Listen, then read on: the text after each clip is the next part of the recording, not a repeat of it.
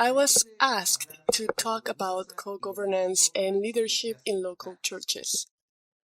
Two conditions for synodality to be not only a beautiful theory, but above all, a concrete experience that is forged in structures that promote and ensure authentic participation, and also appropriate methodologies and procedures for decision-making. The task of directing and governing any institution is becoming increasingly difficult today. Today, there is a general reaction to accepting decisions proposed by bosses who believe themselves to be self-sufficient and who have individualistic and personalistic and sometimes capricious leadership. There is a demand, and rightly so, of greater participation in decision-making. Given that we live in a plural and more complex society where there are no more fixed, clear, and distinct ideas, not enough certainties, nor ethical principles shared by all, a communal discernment of what should be chosen from a menu of many possibilities is imperative. There is no one, not even in religious circles, endowed with a self-reliant, self-founded power that can dispense with others in decision-making. Those who exercise government cannot do so by considering themselves as an absolute monarch, where their will, or sometimes their caprice, become the fundamental law and the only criterion of truth. It is impossible for one person to know the extent of everything. That's why there is a need for an intersubjectivity of knowledge and also of government in any organization. The Synod on Synodality invites us to rethink ecclesiology from a greater co-responsibility of all in the exercise of the authority entrusted to some. We must overcome the residues of a mentality of monopolies, of functions, of being tempted by some self-referential people who believe themselves to be mandarins or princes. No one is the sole minister in the church, nor can he exercise a ministry in isolation. The church is communion, and this means that it is a community, a people who need to come together and organize themselves in different instances to carry out the mission entrusted to them in a given place and time. Only in this way can we overcome the dualism of a church divided between masters and disciples, active members and passive members, administrators and administrators. I want to start by making an apology of structures. The 20th century was marked by structuralism versus the atomism of the sciences. It was Ferdinand de Saussure who discovered the importance of the system as opposed to isolated parts. His famous course in generalism linguistics insisted on the structural aspect of all linguistic signs and expressions, and marked an irreversible era for this methodological and paradigmatic approach. Faced with a consideration of isolated elements, he insisted that a language is learned and understood only from the whole, what he called a system, and a few years later it was designated as a structure. It is a set of elements that are what they are because of their relationship to the other elements and to the same set. Hence, its elements are never isolated but related to each other. Holistic configuration makes the change of one part have implications on the whole and vice versa. No expression has a certain meaning without a specific context, and insofar as it belongs to a system, language, with its own grammar, and is used in certain linguistic games, which has no meaning or significance if it's isolated. The structuralism as a method of analysis and paradigm of understanding soon spread to many sciences, as it allows us to analyze and understand various aspects of society, culture, and language. Reality is never simple, but very complex. This is why a structural approach is necessary where everything is understood from the intimately related parts. In the case of social sciences, a series of structures are analyzed which are forms of organization that condition or determine what happens in the system. Disciplines such as linguistics, anthropology, sociology, philosophy, psychology, biology, but also chemistry, physics, economics were better understood from the structures and not just from isolated phenomena.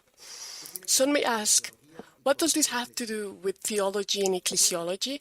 Well, it was precisely the liberation theology in Latin America where the structures of sin were insisted upon, where sin, which always has an origin and a personal responsibility, crystallizes into structures and even becomes structural sin. However, we must recognize that after the Vatican II, which encouraged processes of renewal, creativity, exercise, and healthy autonomy, there was, and still is, an allergy to structures because they seem to stifle freedom. Many times we still find ourselves with an unjustified response to structures of governance and ecclesial organization, but structures are necessary. We are embodied spirits and spiritualized bodies. It means that the spirit needs a body, whose expression and concreteness, we call it its sacrament. Also, in the case of synodality, if there are no structures in which it is commissioned and expressed, it will remain as a good theory, a pious wish, or a heavenly music. The Church, being both people of God and a social body, needs organization and structures. Pastoral needs structures. Otherwise, as is unfortunately more common than one thinks, many dioceses and parishes go ahead with events and activities that are disconnected from each other and have no purpose and have no relationship to one another. That's why I want to start with what I would call an apology for ecclesial and pastoral structures. It is necessary to move from a mentality of activities to processes that require structures, stable forms, that express synodality, which is the spirit, but whose meaning becomes comprehensible in concrete, tangible, and visible signifiers. And secondly, since structures are social realities, they are subject to the process of aging, stagnation, and therefore need conversion and continuous reform. What are the synodality structures in a local church? Evangelii Gaudium warns of the need of an urgent ecclesial renewal, of a missionary option capable of transforming everything so that every ecclesial structure becomes an adequate channel for the evangelization of the world, rather than for self-preservation, Pope Francis wrote. It is up to the parishes that are called to be areas of life, communion, and participation that are closer to the people, completely mission-oriented. It touches each particular church, a portion of the Catholic Church, with a local face under the guidance of the bishop, which is called to a missionary conversion and therefore a process of determined discernment, purification, and reform. It touches the government of the universal church, what Pope Francis called a conversion of the papacy, but it plays mostly in the local churches. Ecclesial renewal requires personal conversion, change of attitudes, but also reform of structures. In Evangelii Gaudium, the Pope wrote, in his mission to foster a dynamic, open, and missionary communion, the bishop will have to encourage and seek the maturation of the mechanisms of participation proposed by the Code of Canon Law. The goal of these participatory processes will not be primarily the ecclesial organization, but the missionary dream of reaching everyone. The Pope refers explicitly to the Diocesan Synod and the various diocesan and parish councils. The path of ecclesial reform. It is good to make this double statement. The Church is not a democracy, but neither it is an absolute monarchy. This is true for the universal church, for the local churches, for the parishes, for the Pope, the bishops, and the parish priests. The rediscovery of a synodal church is one of the main invisible effects of the process of reception of the Second Vatican Council. The process of synodalization, that is, the movement towards a more co-responsible and participatory church, it is emerging as a response to the democratic demands of our time. Between the hierarchical principle and the democratical principle, the logic of synodality is a middle way. Synodality permeates all instances, dioceses, parishes, communities, centers, and institutions. The parish is not a closed or isolated community, but with doors and windows open to other parishes, bridges to the pastoral area, to the diocese, and to the whole church, but also to its social environment. And this not only for reasons of enrichment of ideas, complementarity of projects, expansion of human relationships, or availability of resources, but also for fidelity to the very essence of a church, communion and mission. In the field of co-governance, there are some fundamental structures in the church: the pastoral plan, the assemblies, and the pastoral councils. I want to focus on this intervention at the level of the local church, with brief reference to the level of parishes and pastoral areas.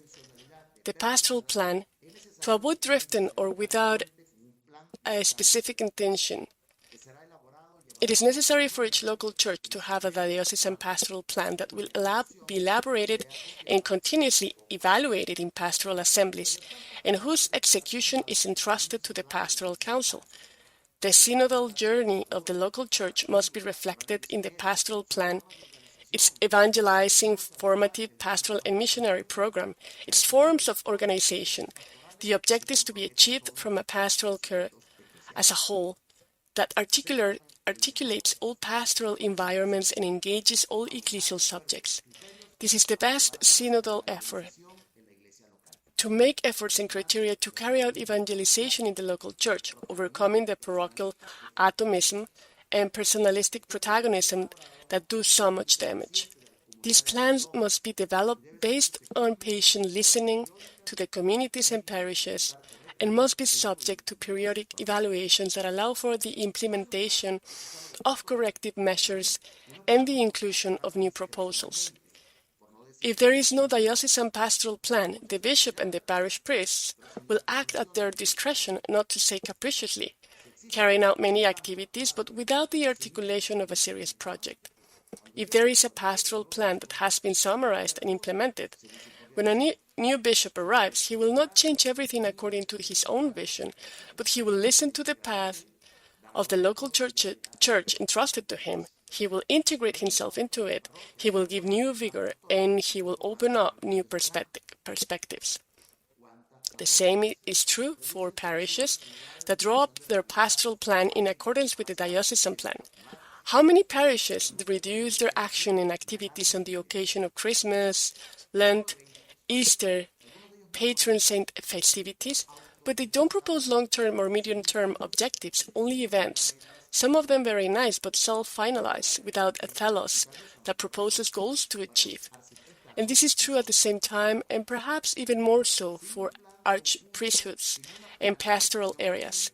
Without a joint plan, without a common plan, there is no synergy. The result is pastoral archipelago parishes where the parish priest is the criterion, and supreme law where no evaluation is needed, enclosed in fiefdoms of parish monads, where an absolutism of the parish priest or the bishop prevails in the diocese. The temptation to see the Pope as a king, and the bishops as feudal lords, has always been present. The mentality of kings or princes can continue to animate, consciously or unconsciously, the form of government of bishops in their dioceses and of parish priests in their parishes. After the pastoral plan, the second structure is the pastoral assemblies. Synodality must be concretized in the ordinary way of pastoral assemblies at the diocesan, parish, and zone levels. These are open instances where everyone can freely express their opinion and contribute ideas for the shared pastoral journey. These are the responsible exercise of the baptismal commitment that confers an authentic power that is nothing more than a real participation of the laity in the mission. First of all, the Diocesan Pastoral Assembly.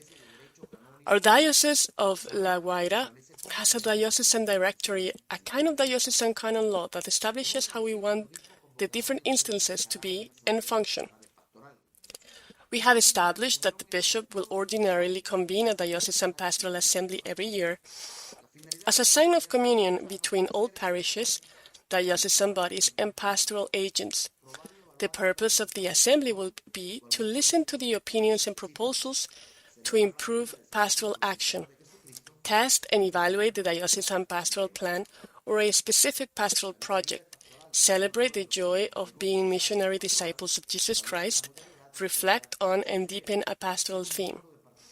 The Vicariate of Pastoral Care, in agreement with the Diocesan Pastoral Council, establishes the modality of the Assembly's agenda as well as the number of participants that must reflect the diversity of subjects and ecclesial realities.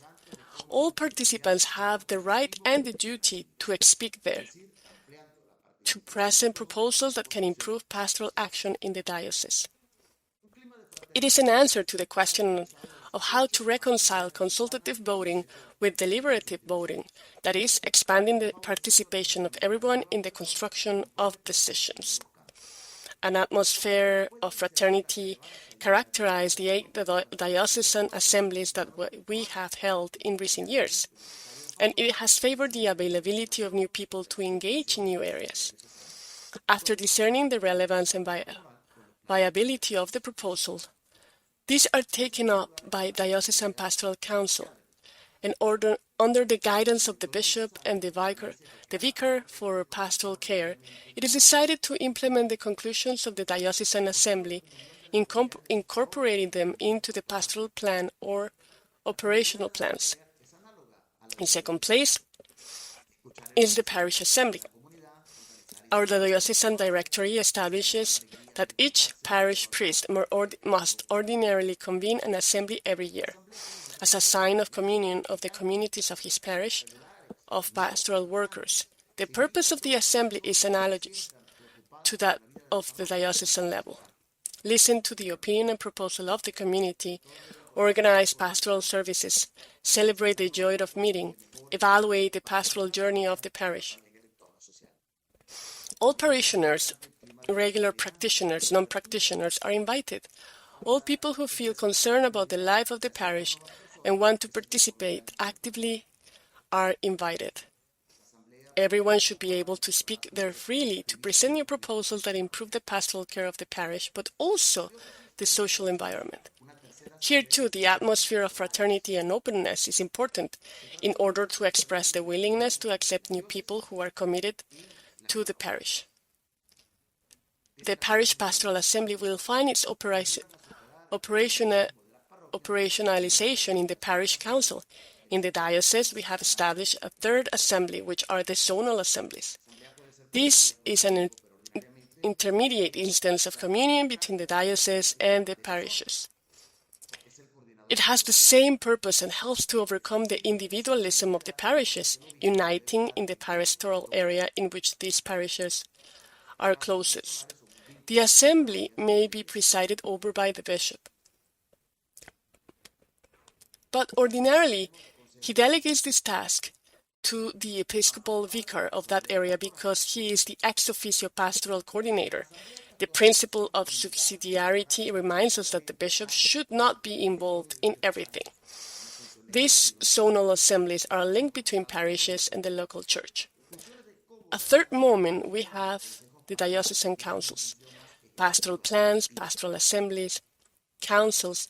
If the pastoral assemblies are the place to elaborate the pastoral plan communally, and the diocesan directory, a legislative function that is then promulgated by the bishop, the functions of governance lie in the pastoral councils, which have a more executive and operational function. Pope Francis, as we have already said, calls attention to the fact that the first thing to do is to put into operation the ordinary structures already provided for by the Code. Each council is governed by its own bylaws and regulations, and collaborates with the bishop and the local church in the exercise of their mission. The councils in all cases, except for the exceptions provided by canon law, are advisory, and it is the prerogative of the diocesan bishop to make decisions for the government of the diocese. However, it is increasingly necessary to establish procedures that allow us to broaden its field of action, but above all, a spirit of synodal openness. Diocesan councils should be understood as meaningful mediation, the communal journey of the people of God. This could be considered as a sacrament of synodality in the local church. Activity of these councils, with the exception of the College of Consultors and the Diocesan Council for Economic Affairs, ceases to vacate the see in order to give greater freedom to the new bishop. The current canon law provides for councils of the bishop and not councils of the local church, which would have a higher status and could help provide continuity in the event of a change of bishop. I will come back to this later. Diocesan councils are an expression of ecclesial synodality in the diocese, in the pastoral area, in the parish. That is why it is very convenient for it to function regularly, to provide counseling and advice to community, discernment, and to the decisions of the local church. There are different councils: the Episcopal Council of Government, appointed by the Vicars General, and the Episcopal Vicars are the bishop's closest collaborators. This council meets to advise the bishop on the pastoral options that the diocese needs to face problems to be solved, appointments of priests, deacons, and laity to different offices to make decisions in the proper functioning of the diocese. This body is a new body provided for by the 1983 Code of Law, unprecedented in previous universal legislation, but which has gradually been implemented in many dioceses and has proven to be very effective. Since there is no regulation in this regard, the local churches have been establishing it according to their needs, situation, and self-ecclesiology understanding. The Episcopal Council of Governance functions as a kind of non-collegiate board of directors, and it is very useful for the bishop because it allows him to build decisions in his final stage with the closest collaborators, broadening the personal horizon of understanding of the bishop.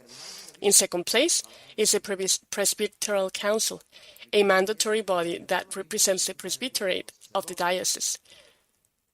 Its function, according to the Code of Canon Law, is to assist the bishop in the government of the diocese in order to provide for the pastoral good of the people of God.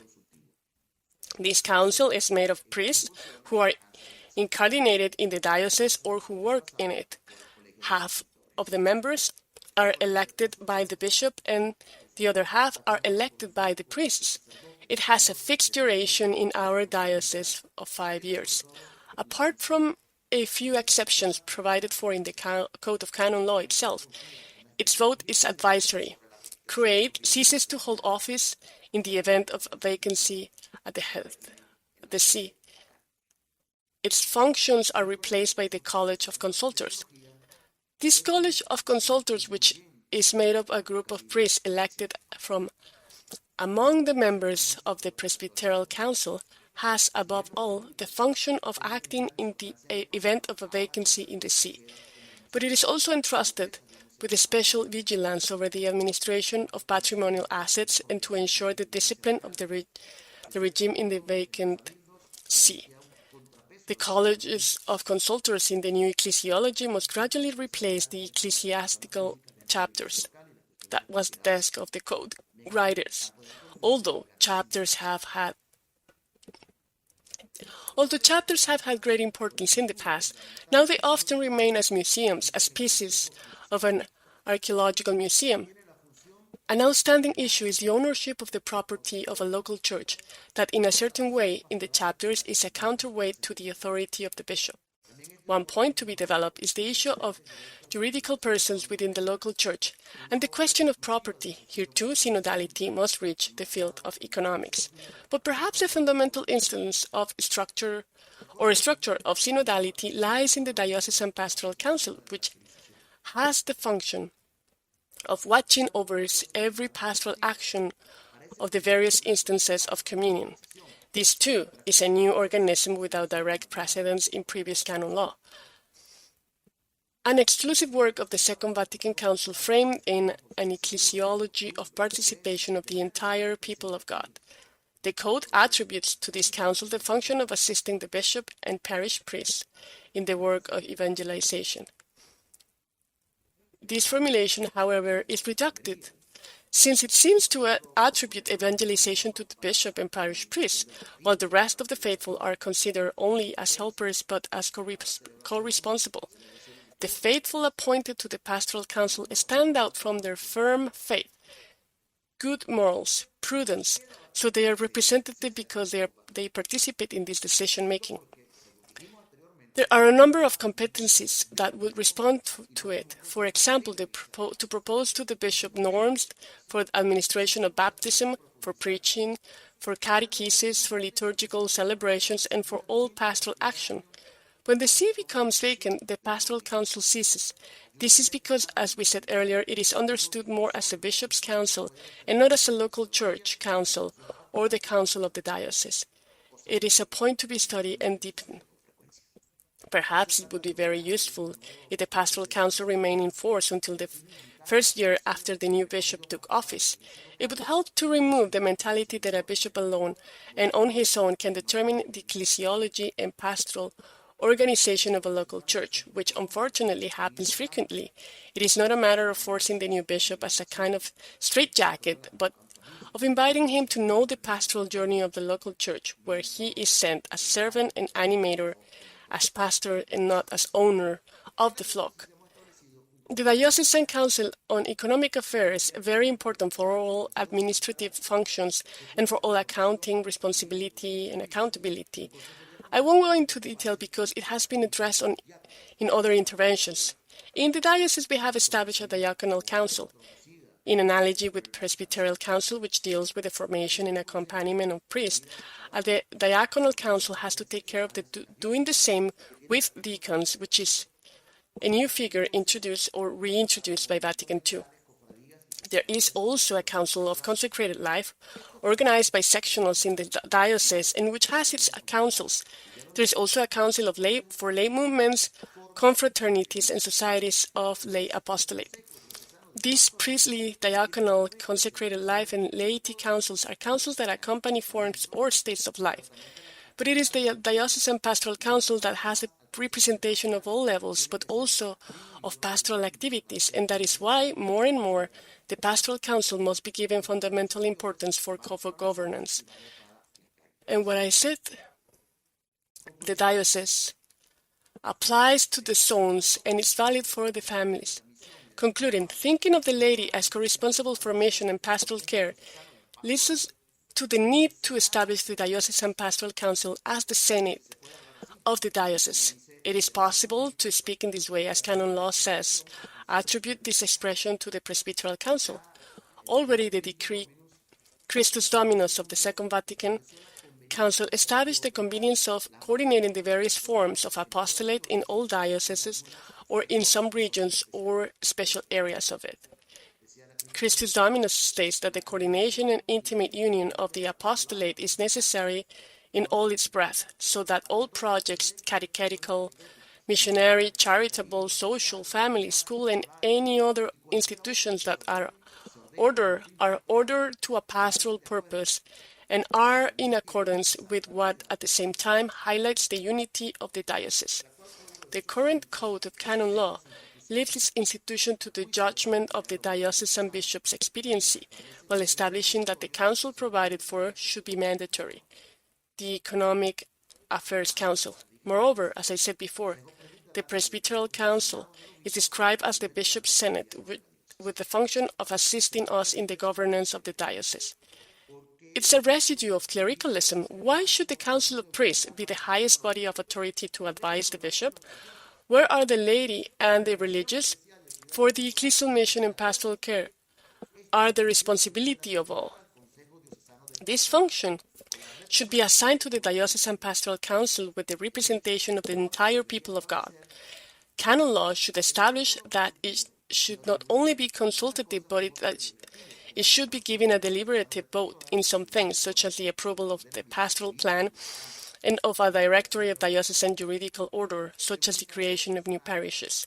In my personal opinion, this Diocesan Pastoral Council should be the central synodal body of the diocese. Since the different states of life and forms of apostolate are represented there, leaving to the other council the animation of ecclesial forms of life, of priests, deacons, laity, and religious. The formality of the constitution of the Diocesan Pastoral Council is not enough. It is necessary to guarantee a spirituality of synodality, communion, and mission, a formation in the ecclesiology of the people of God, the representativeness of all members, ensuring the significant presence of women and young people, procedures for electing members to avoid that not only the bishop's friends or the closest be present, formation processes that allow an active participation of its members in community discernment and decision-making, a growing ability to listen and work in a team. The same could be said of the pastoral councils at the parish and zone level that remain in the Code, more as a possibility of collaboration for the promotion of pastoral action. Pastoral councils make it possible to establish a differentiated team of the priests, deacons, and laity as pastoral offices that collaborate in direction in pastoral intentionality. This formula reminds us that no ordained Christian is the center of gravity of the parish or diocese. Ordained ministry means that everything comes from Christ by the Spirit. But pastoral co-responsibility reminds us that no one is Christ or possesses all the charisms. We look to the future with hope and hope that the Synod will help us deepen the implication of these issues for the diocese and the parish. That synodality should not be understood only as a mere claim of powers or competence on the part of the laity, religious priest before the bishop and parish priest, but as the means to achieve an authentic communion of all ecclesial subjects in order to the mission, starting with baptism. The Church cannot be such without the protagonism of the laity in the inclusion of all the baptized. No charism can cover all areas, and no ministry can unilaterally absorb ecclesiality and ecclesial representativeness. The formation of priests and bishops is needed so that we are capable of new leadership for synodality. That does not mean losing authority, but gaining it by sharing it. The credibility of the Church is based on fidelity to its identity, service to a missionary communion, or to a mission in communion, which requires the strengthening of synodal structures that promote synergies in communion and mission. Thank you very much.